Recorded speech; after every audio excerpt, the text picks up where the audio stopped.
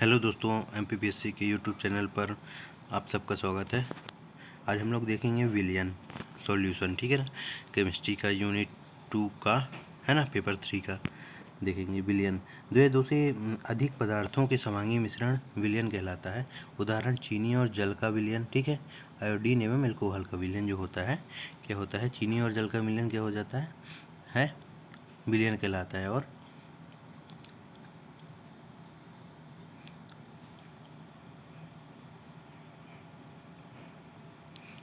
और आयोडीन व एल्कोहल का विलियन क्या कहलाता है, टिंचर आयोडीन जो होता है, ठीक है ना। और वायु आदि जो विलयन होता है, ये विलयन होता है, ठीक है।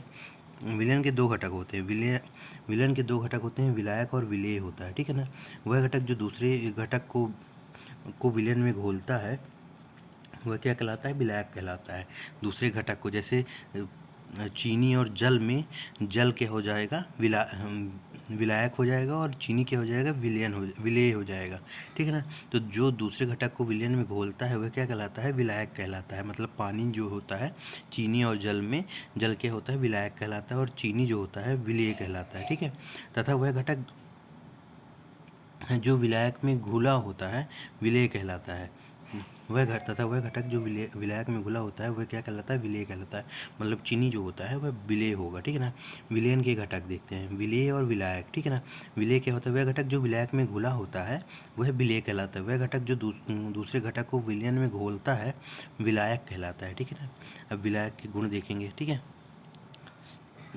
विलयन के गुण देखेंगे। यह समांगी मिश्रण है। इसके कणों का व्यास 1 न्यूटन मीटर 10⁻⁹ मीटर होता है। इससे भी छोटा होता है, इसलिए ये आंखों से नहीं दिखते हैं, ठीक है ना।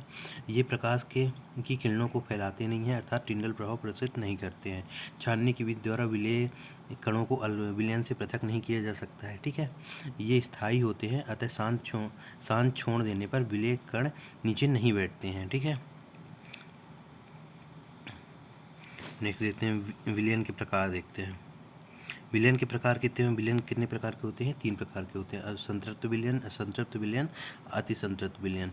तो संतृप्त विलयन देखते हैं क्या होते हैं। ऐसा विलयन जिसमें निश्चित ताप पर विलेय की और अधिक मात्रा न घोली जा सके संतृप्त विलयन कहलाता है। ऐसा विलयन जिसमें निश्चित ताप पर विलेय की और अधिक मात्रा घोली जा सके उसे असंतृप्त विलयन कहते हैं। यदि संतृप्त विलयन का ताप बढ़ाकर विलेय की और अधिक मात्रा घोली जा सके तब ऐसा विलयन क्या कहलाता है, अति संतृप्त विलयन कहलाता है, ठीक है। नेक्स्ट देखते हैं निलंबन। निलंबन क्या होता है, निलंबन एक विषमांगी मिश्रण है जिसमें विलेय पदार्थ कण घुलते नहीं हैं, बल्कि माध्यम की समष्टि में निलंबित रहते हैं। उदाहरण क्या होता है, पानी में मिट्टी का मिश्रण, जैसे ये देखिए, ठीक है।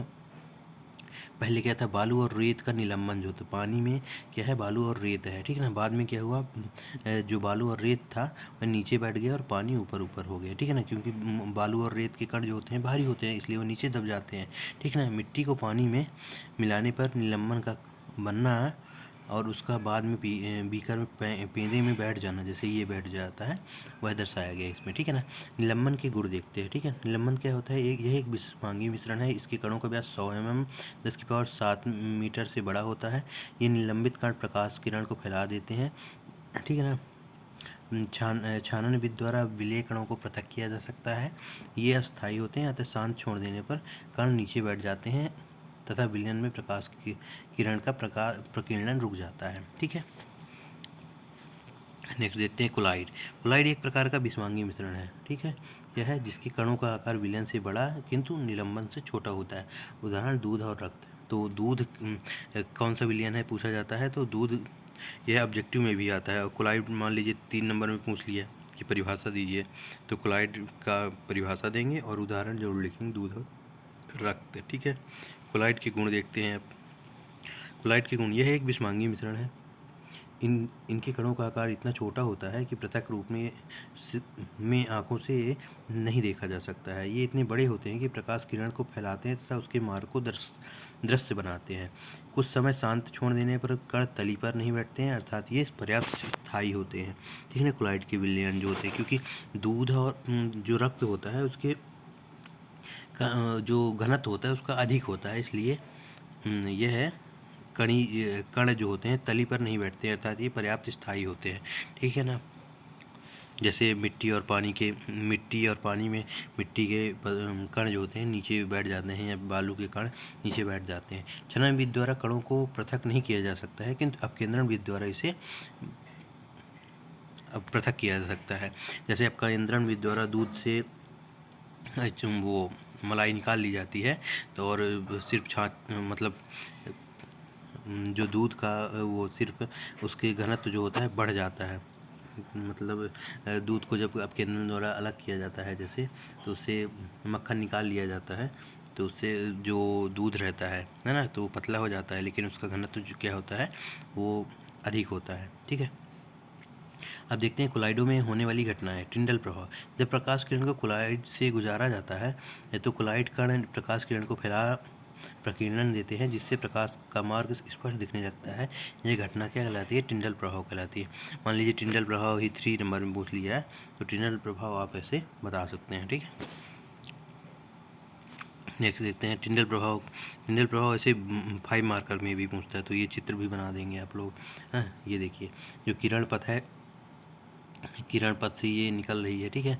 ये किरण पथ यहाँ से निकल रहा है, और ये पानी है, वास्तविक विलयन है, यहाँ से किरण पथ जाती है, तो यह जो किरण, ये कोलाइडी विलयन होता है, जिसमें जैसे दूध या रक्त का होता है, तो इससे किरण पथ परिभाषित होता है, निकलता है, ठीक है ना। तो इसमें किरण पथ अदृश्य होता है, लेकिन इसमें किरण पथ जो होता है दृश्य हो रहा है, जैसे ये दिख रहा है कि इसमें किरण पथ भेजा गया है, ठीक है ना। उदाहरण, अंधेरे कमरे में किसी छिद्र से आ रहे सूर्य प्रकाश के मार्ग का दिखना, जैसे ये देख सकते हैं आप लोग इस तरह, ठीक ना। या फिर अंधेरे कमरे में से छोटे से छिद्र से जब प्रकाश अंदर आता है, तो वहाँ पास देखेंगे आप। स्कंदन देखते हैं। कोलाइड डी विलयन में से कोलाइड कणों के अपक्षेपण की क्रिया को स्कंदन या उन्मूलन कहते हैं। जैसे रक्त के बहने पर फिटकरी लगाने से फिटकरी की धनायन रक्त के ऋणात्मक कोलाइडी कणों का स्कंदन कर देते हैं, जिससे रक्त का बहना रुक जाता है, ठीक है ना। तो वह क्या कहलाता है? स्कंदन कहलाता है। ब्राउनीगत इसमें देखेंगे, ठीक है। कोलाइडी विलयन के कारण विलयन में टेढ़ी मेढ़ी या अनियमित गति करते हैं। कोलाइडी विलयन के कारण विलयन में टेढ़ी मेढ़ी अनियमित गति करते हैं, जिसे ब्राउनी गति कहते हैं। इसकी खोज रॉबर्ट ब्राउन द्वारा की गई थी। जैसे ये टेढ़ी मेढ़ी गति कर रहे हैं, ठीक है ना, तो ये आप देख सकते हैं, ठीक है। रासायनिक संयोजन के नियम देखते हैं। तत्वों के संयोजन के यौगिक कुछ मूल नियमों के अंतर्गत आते हैं। द्रव्य संरक्षण का नियम देखते हैं। इसकी खोज जो होती है, प्रतिपादन किसने किया था? 1789 में लिवोजियर ने किया था, ठीक है ना। इस नियम के अनुसार द्रव्य ना तो बनाया जा सकता है और ना ही नष्ट किया जा सकता है, अतः किसी रासायनिक क्रिया में विकारकों और उत्पादों का द्रव्यमान बराबर होता है, ठीक है। स्थिर अनुपात का नियम देखते हैं, ठीक है। इस नियम का प्रतिपादन जो किसने किया था? जोसेफ प्राउस्ट ने किया था, 1799 में किया था। उनके द्वारा किसी यौगिक में तत्वों के द्रव्यमानों का अनुपात सदैव समान होता है। जैसे जल में हाइड्रोजन एवं ऑक्सीजन के द्रव्यमान का अनुपात 1:8 होता है, चाहे स्रोत कोई भी हो, ठीक है ना, चाहे स्रोत कोई भी हो। इसे निश्चित संगठन का नियम भी कहा जाता है, ठीक है ना, स्थिर अनुपात का नियम को, ठीक है। अब देखते हैं गुणित अनुपात का नियम। तो गुणित अनुपात का नियम देखेंगे। इस नियम का प्रतिपादन डाल्टन ने किया था 1803 में। यदि दो तत्व संयोजित होकर एक से अधिक यौगिक बनाते हैं, तो एक तत्व के साथ दूसरे तत्व के संयुक्त होने वाले द्रव्यमान एक सरल गुणित अनुपात में होते हैं, ठीक ना।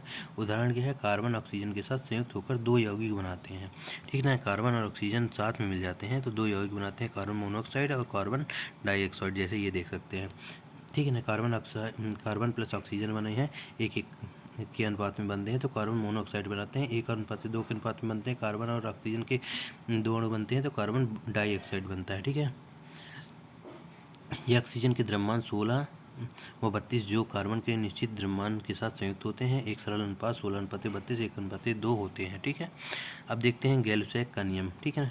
गैलुसैक का गैसीय आयतनों का नियम, ठीक है ना।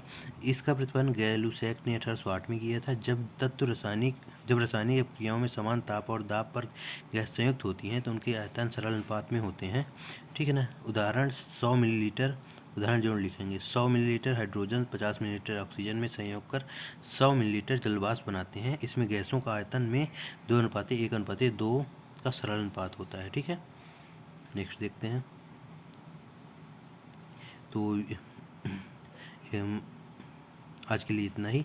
नेक्स्ट टॉपिक होगा हम लोगों का कौन सा, धातुएं होगा नेक्स्ट टॉपिक, ठीक ना। नेक्स्ट टॉपिक नेक्स्ट वीडियो में देखते हैं। Thank you. चैनल को लाइक शेयर एंड सब्सक्राइब जरूर करें।